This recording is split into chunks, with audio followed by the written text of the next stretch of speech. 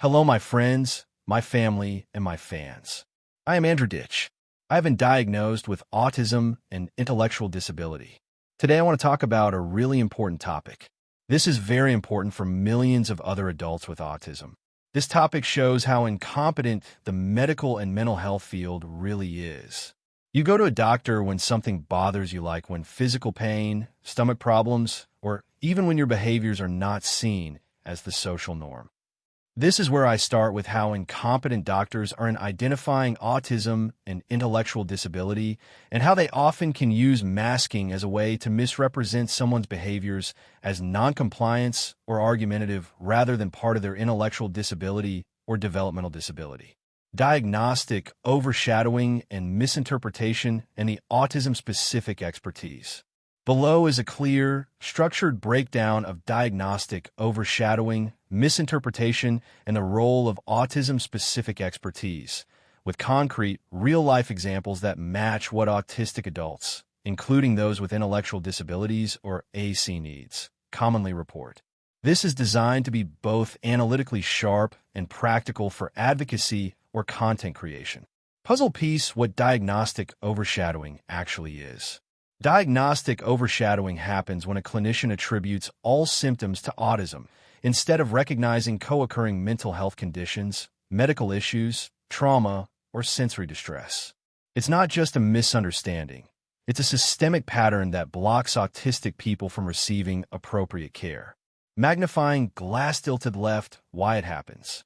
Without autism-specific expertise, clinicians often misread autistic communication, misinterpret sensory overload as behavior, assume autistic people don't feel emotions the same way, underestimate pain, distress, or trauma, over-rely on stereotypes, rigid, childlike, manipulative, high-functioning, lack training on autistic shutdowns, meltdowns, masking, or burnout. This leads to incorrect diagnoses, misdiagnoses, and harmful treatment plans. How misinterpretation shows up in real life. Below are the most common patterns autistic adults describe. 1. Depression dismissed as flat affect. What the autistic person experiences. Loss of interest, exhaustion, hopelessness, suicidal thoughts, social withdrawal. What the clinician, without autism expertise, says: that's just your autism. You've always been quiet. You don't look depressed. Consequence: depression goes untreated for years. 2. Anxiety reframed as rigidity or oppositional behavior. Autistic experience. Fear of change, panic during transitions, overwhelm in unpredictable environments. Clinician interpretation. You're being inflexible. You need to work on compliance. Consequence: the root cause, anxiety, is ignored and the person is blamed for symptoms. 3. Trauma response is mistaken for behavior problems. Autistic experience. Hypervigilance, shutdowns, avoidance, meltdowns triggered by reminders of past harm. Clinician interpretation. You're overreacting. You're being dramatic. This is part of your autism. Consequence: trauma is never treated and sometimes re-traumatized. 4. Suicidality minimized because the person seems articulate. Autistic experience. Masking distress, using technical language to describe suffering, fear of being dismissed.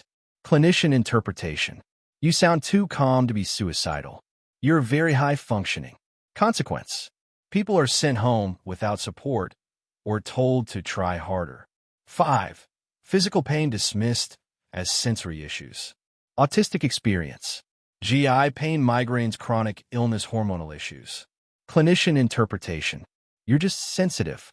It's probably sensory. Consequence: serious medical conditions go undiagnosed.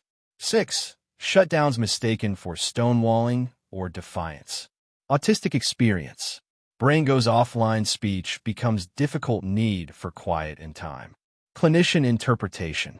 You're refusing to engage. You're being oppositional. Consequence: the person is punished, discharged, or labeled non-compliant.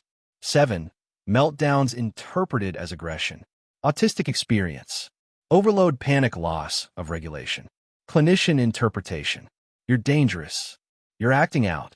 Consequence: crisis teams or police may be called instead of providing support. Puzzle piece: why autism-specific expertise prevents these errors.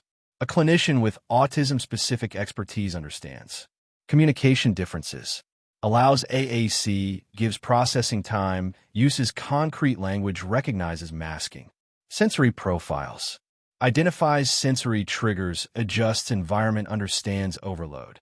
Autistic trauma, recognizes trauma from bullying, institutionalization, masking, and sensory harm, understands that autistic trauma looks different. Autistic emotional expression, knows that flat affect is not equal to no emotion, knows that monotone speech is not equal to calm, knows that shutdown is not equal to defiance. Co-occurring conditions, understands how depression, anxiety, OCD, PTSD, and ADHD present differently in autistic adults, knows that intellectual disability does not prevent mental health conditions. Behavior as communication, asks, what need is unmet, instead of why aren't you complying? Puzzle piece: what this looks like in practice. Below is a side-by-side comparison you can use in advocacy or YouTube content. A professional without autism expertise will say things like, you're rigid. A professional with autism expertise will say things like, you're anxious. Let's reduce uncertainty.